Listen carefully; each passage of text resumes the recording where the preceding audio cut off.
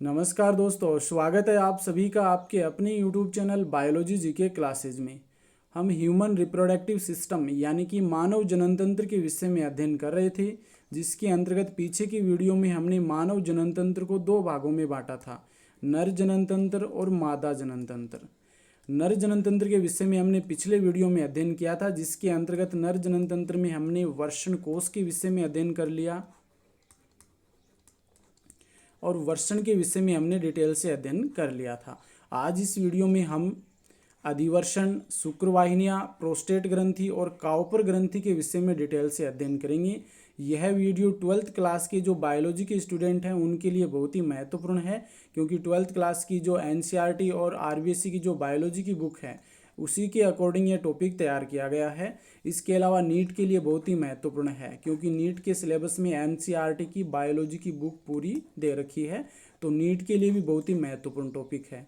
तो आप इस वीडियो को शुरू से लेकर अंत तक ध्यानपूर्वक देखिए, और यदि अभी तक आपने मेरे चैनल को सब्सक्राइब नहीं किया है तो सब्सक्राइब जरूर। तो आइए शुरू करते हैं। नर जननतंत्र के अंतर्गत हमने वर्षण और वर्षण कोश के विषय में डिटेल से अध्ययन कर लिया था। देखो यहाँ पर आपको गोलाकार यानी कि अंडाकार जो संरचना नजर आ रही है इसे हम कहते हैं वर्षण, और जिसके अंदर ये उपस्थित होता है उसे वर्षण कोश कहते हैं। तो वर्षण और वर्षण कोश के विषय में हमने पिछली वीडियो में अध्ययन कर लिया था। इसके आगे देखो ये वाला भाग रेटे टेस्टिस कहलाता है। इस रेटे टेस्टिस से कुछ अपवाही नलिकाएं निकलती हैं जो आगे जाकर के जिस भाग में खुलती है उस भाग को हम कहते हैं एपिडिडाइमिस या अधिवर्षण। तो यहाँ से लेकर के यहाँ तक नलिका रूपी जो कुंडलित संरचना आपको दिखाई दे रही है इसे हम एपिडिडाइमिस या अधिवर्षण कहते हैं, और यह नर जननतंत्र का तीसरा भाग हो जाएगा, एपिडिडाइमिस यानी कि अधिवर्षण। यह लगभग 6 मीटर लंबी पतली कुंडलित नलिका होती है। अधिवर्षण की भित्ति में बाहर की तरफ मोटा पेशीय स्तर पाया जाता है, जबकि आंतरिक स्तर होता है वो अस्थिरित उपकला का बना होता है। तो इस जो एपिडिडाइमिस की जो आंतरिक भित्ति की बात करें तो वो स्थिरित उपकला का बना होता है, और जो बाहरी स्तर होता है वो पेशीय मोटा पेशीय स्तर होता है। अधिवर्षण परिपक्व हो रहे शुक्राणुओं को संचित कर इन्हें पूर्ण परिपक्वन हेतु प्रेरित करता है। देखो हम जानते हैं कि यहाँ पर जो सेमिनिफेरस ट्यूबुल्स पाए जाते हैं यहाँ पर शुक्राणुओं का निर्माण होता है, और ये यहाँ रेटे टेस्टिस से होते हुए अपवाही वाहिकाओं से होते यहाँ पर एपिडिडाइमिस में पहुँचते हैं, और यहाँ पर जो शुक्राणु होते हैं ये अपरिपक्व रूप में पाए जाते हैं। तो इनको परिपक्वन हेतु यहाँ पर संचित किया जाता है और परिपक्वन हेतु प्रेरित किया जाता है। तो ये जो शुक्राणु होते हैं इनको एपिडिडाइमिस में परिपक्वन हेतु प्रेरित किया जाता है। अधिवर्षण को सामान्यतः हम बात करें तो 3 भागों में बांटते हैं। ऊपर वाला भाग कहलाता है हेड ऑफ एपिडिडाइमिस, या इसे हम कहते हैं शीर्ष अधिवर्षण। ये बॉडी ऑफ एपिडिडाइमिस जो मध्य का पतला भाग होता है इसे हम कहते हैं मध्य भाग। और तीसरा जो यहाँ पर आपको लास्ट में नजर आ रहा है इसे हम कहते हैं टेल ऑफ एपिडिडाइमिस, या इसे पुच्छक अधिवर्षण कहा जाता है। और आगे ये देखो आपको जो कुंडलित नलिका नजर आ रही है इसे हम कहते हैं वासा डिफरेंस, या इसे शुक्रवाहिनी कहा जाता है। एपिडिडाइमिस की हम बात करें तो इसे हम 3 भागों में बांटते हैं। पहला जो भाग है वो केपट एपिडिडाइमिस, या इसे हम शीर्ष अधिवर्षण भी कहते हैं। देखो ये वाला जो भाग है, जो फुला हुआ भाग यहाँ पर आपको नजर आ रहा है इसे हम कहते हैं केपट एपिडिडाइमिस, या इसे शीर्ष अधिवर्षण कहा जाता है। यह अधिवर्षण का यह फुला हुआ भाग होता है और इसमें अपवाही वाहिनिकाएं आकर के खुलती है। देखो यहाँ पर आपको नजर आ रही है पतली पतली ये अपवाही वाहिकाएं आकर के इसमें खुलती है। ये हो गया केपट एपिडिडाइमिस या शीर्ष अधिवर्षण। और इसके बाद में नीचे वाला जो पतला आपको भाग नजर आ रहा है इसे हम कहते हैं बॉडी ऑफ एपिडिडाइमिस, या इसे मध्य भाग भी कहा जाता है, या इसे हम कॉर्पस एपिडिडाइमिस कहते हैं, मध्य भाग भी इसे कहते हैं। तो ये मध्य संकरा भाग होता है, पतला भाग होता है। इसके बाद में लास्ट वाला जो भाग आता है ये थोड़ा फुला हुआ भाग होता है, कोडा एपिडिडाइमिस या पुच्छक एपिडिडाइमिस या पुच्छक अधिवर्षण भी इसे हम कहते हैं। यह अंतिम पतला भाग होता है जो वर्षण के निचले भाग को ढके रहता है। तो ये अंतिम देखो यहाँ शुरुआत में पतला होता है लेकिन आगे फिर ये फूल जाता है, और ये अधिवर्षण का जो निचला भाग है इसे ढके रहता है। और इसके आगे ये पतली कुंडलित नलिका के रूप में देखो इस प्रकार से जारी रहता है, और इस नलिका को हम कहते हैं शुक्रवाहिनी। और ये आगे वक्षण नाल से होती हुई उदर गुहा में प्रवेश कर जाती है। और इसी के बाद में जो आगे अधिवर्षण के बाद में आता है शुक्रवाहिनी या वासा डिफरेंस।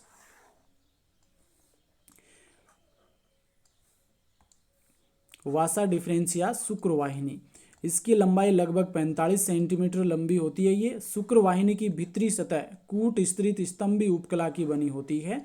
शुक्रवाहिनी की जो भीतरी सतह होती है ये कूट स्थित स्तंभी उपकला की बनी होती है और इसमें कुछ विशेष प्रकार की कोशिकाएं पाई जाती हैं जो कि तरल पदार्थ का स्रावण करती हैं और ये तरल पदार्थ शुक्रवाहिनी के मार्ग को चिकना बनाता है और इस चिकने होने के कारण जो शुक्राणु होते हैं ये आसानी से इसमें गति कर सकते हैं। तो कुछ विशेष प्रकार की कोशिकाएं पाई जाती हैं जो तरल पदार्थ का स्रावण करती हैं और ये तरल पदार्थ है शुक्रवाहिनी के मार्ग को चिकना बनाता है और इस कारण से शुक्राणु है ये आसानी से इसमें से होकर के गति करते हैं। शुक्रवाहिनी की भित्ति की पेशियों में तरंग गति उत्पन्न होने के कारण शुक्राणु आगे की ओर गति करते हैं। तो शुक्रवाहिनी की जो भित्ति होती है उसमें पेशियां पाई जाती है और इन पेशियों में तरंग गति उत्पन्न होती है और इसी तरंग गति के कारण जो शुक्राणु होते हैं ये आगे की ओर मूवमेंट करते हैं, आगे की ओर गति करते हैं। शुक्रवाहिनी अधिवर्षण के पश्च भाग से प्रारंभ होकर ऊपर की ओर वक्षण नाल से होकर के उदर गुहा में मूत्राशय के तल पर शुक्राशय यानी कि जिसे हम क्या कहते हैं सेमिनल वेसिकल कहते हैं कि छोटी वाहिनी में खुलती हैं।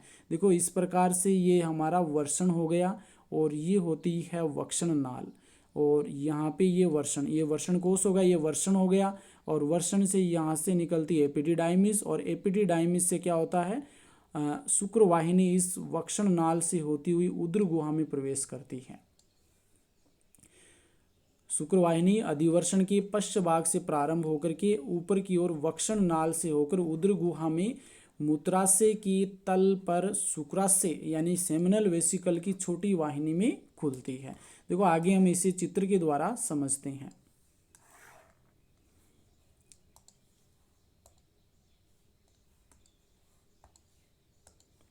यहाँ पर देखो ये हो गया वर्षण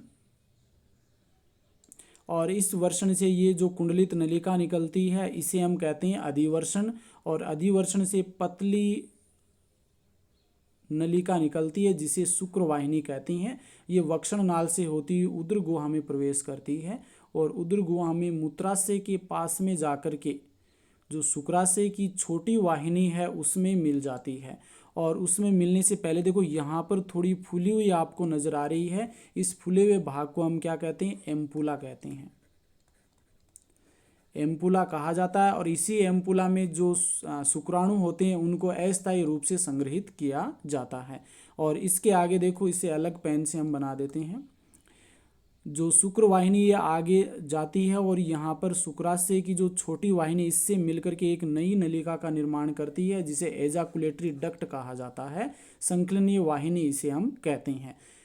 यहाँ से स्टार्ट होती है शुक्रवाहिनी, वक्षण नाल से होती है उदर गुहा में प्रवेश करती है और उदर गुहा में आगे जो शुक्राशय की छोटी वाहिनी है उससे मिलकर के एजाकुलेटरी डक्ट या संकलनीय वाहिनी का निर्माण करती है। तो शुक्रवाहिनी और शुक्राशय की वाहिनी मिलकर एक संकलनीय वाहिनी या एजाकुलेटरी डक्ट का निर्माण करती है। शुक्राशय का फुला हुआ भाग जिसे हम क्या कहते हैं तुम्बिका या एम्पुला कहते हैं और इस भाग में शुक्राणुओं को अस्थायी रूप से संग्रहित किया जाता है। ये इंपॉर्टेंट है, ऐसा क्वेश्चन पूछ लिया जाता है कि शुक्राणुओं को शुक्राशय के कौन से भाग में अस्थायी रूप से संग्रहित किया जाता है। जो फूला हुआ भाग होता है जिसे हम एम्पुला कहते हैं उस भाग में शुक्राणुओं को संग्रहित किया जाता है। संकलनीय वाहिनी अंत में मूत्र मार्ग में खुलती है।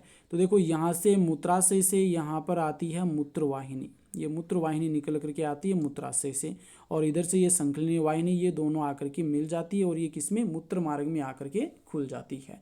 आगे यूरेथ्रा या मूत्र मार्ग की बात करें तो ये लगभग 20 सेंटीमीटर लंबा होता है। मूत्रवाहिनी संकलनीय वाहिनी से मिलकर, ये मूत्रवाहिनी होगी, ये संकलनीय वाहिनी, ये दोनों मिलकर के मूत्र जनन नलिका या मूत्र मार्ग का निर्माण करती है। मूत्र जनन नलिका या मूत्र मार्ग का निर्माण करती है और यह सीसन के शिखर भाग पर मूत्र जनन छिद्र द्वारा बाहर खुलती है। जो मूत्र मार्ग है ये सीसन के शिखर भाग पर यहाँ पर मूत्र जनन छिद्र द्वारा बाहर खुलती है। देखो यहाँ से हम फिर से इसे देख लेते हैं।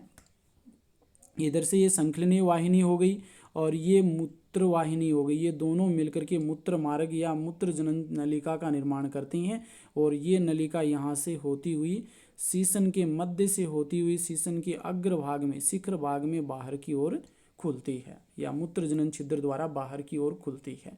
ये हो गया यूरेथ्रा। देखो इसके अलावा इसमें कुछ सहायक जनन ग्रंथियां पाई जाती है जिसमें प्रोस्टेट ग्रंथि, ये यहाँ पर आप देख सकते हैं, ये नीचे की ओर आपको छोटी सी नजर आ रही है, ये बल्बो यूरिथ्रल ग्रंथि या इसे हम काउपर ग्रंथि भी कहते हैं, और ये शुक्राशय ग्रंथि हो गई। आज इस वीडियो में हम प्रोस्टेट ग्रंथि और बल्बो यूरिथ्रल ग्रंथि के विषय में देखेंगे और नेक्स्ट वीडियो में शुक्राशय और शीशन के विषय में पढ़ेंगे और इस प्रकार से नेक्स्ट वीडियो में हमारा जो नर जनन तंत्र का टॉपिक है ये कंप्लीट हो जाएगा। सहायक जनन ग्रंथियां मनुष्य में तीन प्रकार की सहायक जनन ग्रंथियां पाई जाती है। मनुष्य में 3 प्रकार की सहायक जनन ग्रंथियां पाई जाती है और ये अपना स्राव मूत्र मार्ग में छोड़ती है। मूत्र मार्ग में अपना स्राव छोड़ती है। देखो एक तो ये हो गई और एक ये हो गई और एक ये, तीनों ही अपना स्राव किस में छोड़ती है? मूत्र मार्ग में छोड़ती है। इन ग्रंथियों के स्राव अधिवर्षण, शुक्राशय के द्वारा स्रावित पदार्थ और शुक्राणुओं को मिलाकर के शुक्रद्रव्य या वीर्य का निर्माण होता है। देखो यहाँ पर हम इसको समझ लेते हैं कि तीनों ग्रंथियां जो स्रावित करती हैं पदार्थ,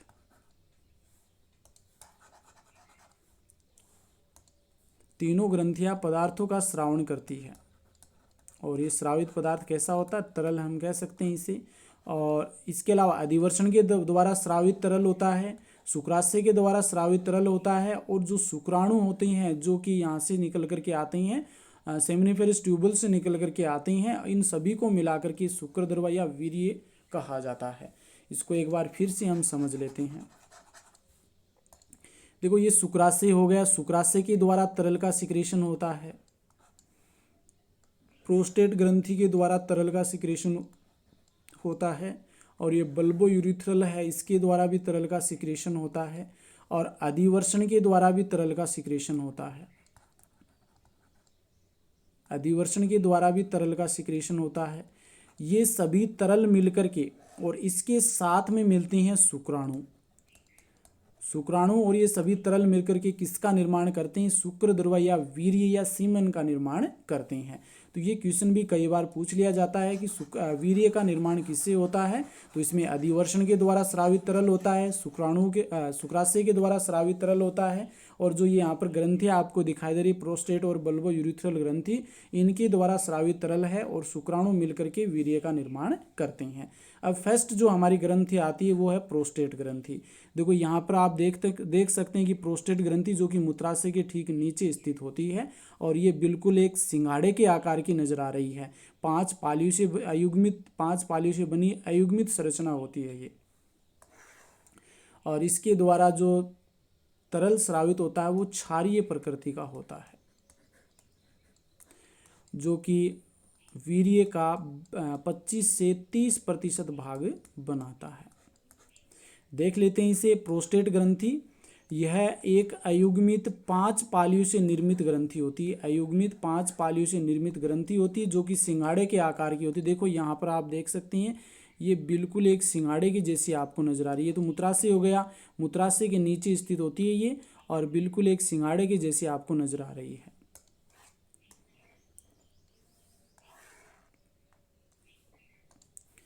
प्रोस्टेट ग्रंथि, तो प्रोस्टेट ग्रंथि की प्रत्येक पाली, हमने अभी बात की थी 5 अयुग्मित पालियों से निर्मित होती है। तो प्रोस्टेट ग्रंथि की प्रत्येक पाली मूत्राशय के अंतिम फूले हुए भाग जिसे हम प्रोस्टेट यूट्रिकल कहते हैं, प्रोस्टेट यूट्रिकल में संकलन नलिका में खुल जाती हैं। तो प्रोस्टेट ग्रंथि की जो 5 पालियां हैं ये मूत्राशय के नीचे जो फूला हुआ भाग है जिसे हम प्रोस्टेट यूट्रिकल कहते हैं वहाँ पर संकलन नलिका में खुल जाती हैं। प्रोस्टेट ग्रंथि द्वारा हल्के सफ़ेद क्षारीय तरल का श्रावण किया जाता है जिसे प्रोस्टेटिक तरल कहते हैं।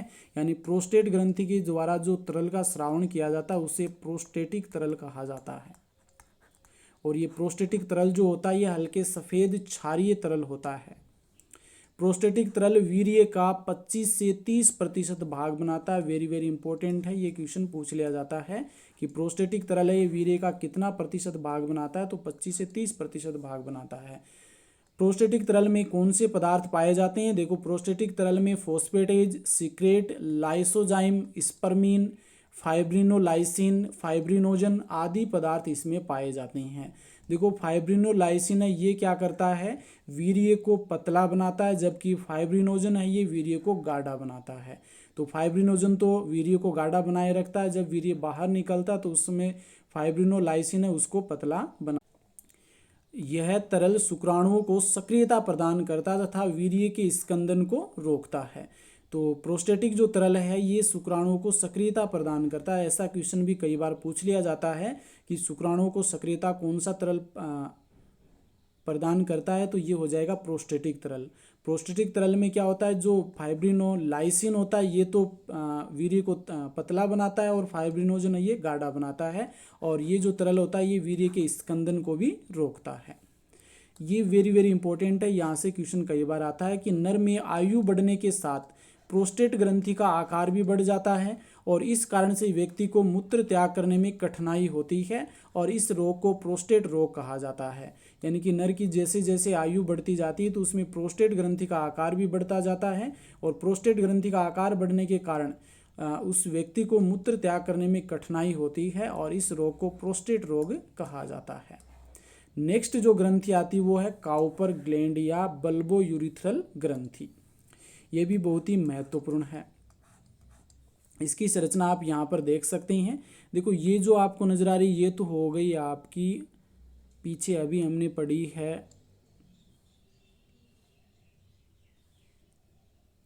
प्रोस्टेट ग्रंथि हो गई। ये कौन सी होगी, प्रोस्टेट ग्रंथि, प्रोस्टेट ग्रंथि। और देखो यहाँ पर आपको जो नजर आ रही है छोटी सी ये वाली, ये होती है बल्बो यूरिथ्रल ग्रंथि, जिसको यहाँ पर बड़ा करके दिखाया गया है। ये देखो यहाँ पर ये होती है काउपर ग्लैंड या बल्बो यूरिथ्रल ग्रंथि। प्रोस्टेट ग्रंथि के ठीक नीचे मूत्र मार्ग के दोनों ओर एक छोटी अंडाकार ग्रंथि स्थित होती है। देखो, ये एक जोड़े के रूप में होती है, दोनों ओर पाई जाती है। जो मूत्र मार्ग होता है उसके दोनों ओर उपस्थित होती है। तो प्रोस्टेट ग्रंथि के ठीक नीचे मूत्र मार्ग के दोनों ओर एक छोटी अंडाकार ग्रंथि स्थित होती है, जिसे हम काउपर ग्रंथि या बल्बो यूरिथ्रल ग्रंथि भी कहते हैं। ये बल्ब के आकार की होती है या बल्ब के जैसे हमें नजर आती है, इस कारण इसे बल्बो यूरिथ्रल ग्रंथि कहा जाता है। इस ग्रंथि द्वारा चिपचिपे चिकने क्षारीय तरल का स्रावण किया जाता है। इस ग्रंथि के द्वारा चिपचिपे चिकने क्षारीय तरल का स्रावण किया जाता है, जो मैथुन के समय मूत्र मार्ग को चिकना बनाता है। जब मैथुन की क्रिया करवाई जाती है तो उस समय मूत्र मार्ग को चिकना बनाने का कार्य है वो इस तरल के द्वारा किया जाता है तथा मूत्र मार्ग की अम्लीयता को भी समाप्त करता है या मूत्र मार्ग है उसे उदासीन करता है। देखो, जो बल्बो यूरिथ्रल ग्रंथि या काउपर ग्रंथि है, इसके द्वारा जो क्षारीय तरल स्रावित होता है वह मैथुन के समय मूत्र मार्ग को चिकना बनाता है और मूत्र मार्ग की जो अम्लीयता है उसे समाप्त करता है, मूत्र मार्ग को उदासीन बनाता है। यह तरल मादा के योनि मार्ग को चिकना कर मैथुन क्रिया को सुगम बनाता है। ये भी महत्वपूर्ण कार्य है कि जो बल्बो यूरिथ्रल ग्रंथि या काउपर ग्रंथि के द्वारा जो तरल पदार्थ का सिक्रेशन होता है ये योनि मार्ग को चिकना बना करके मैथुन क्रिया को सुगम बनाने का कार्य करता है। तो ये हो गई आपको बल्बो यूरिथ्रल ग्रंथि, जो कि प्रोस्टेट ग्रंथि के ठीक नीचे अंडाकार ग्रंथि के रूप में स्थित होती है, चिपचिपे चिकनी क्षारीय तरल का स्रावण करती है, जो मैथुन के समय मूत्र मार्ग को चिकना बनाती है और मूत्र मार्ग की अम्लीयता को समाप्त करती है। ये तरल मादा के योनि मार्ग को चिकना बनाता है, जिससे मैथुन की क्रिया है वो आसानी से हो सके।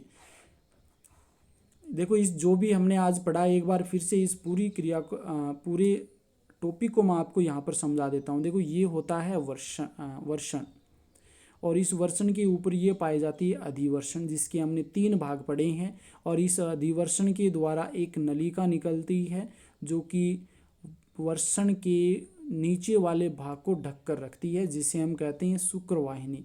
ये शुक्रवाहिनी वक्षण नाल से होती हुई उदर गुहा में प्रवेश करती है और उदर गुहा में जाकर के जो शुक्राशय की छोटी वाहिनी है उसमें आकर के खुल जाती है और शुक्राशय की छोटी वाहिनी और शुक्रवाहिनी दोनों मिलकर के इस संकलनीय वाहिनी का निर्माण करती है और ये संकलनीय वाहिनी होती हुई आगे मूत्र मार्ग में खुलती है।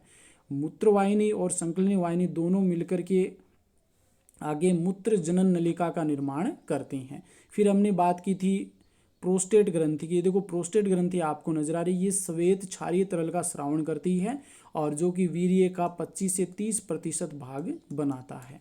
ये वाली जो आपको नजर आ रही है ये होगी प्रोस्टेट ग्रंथि।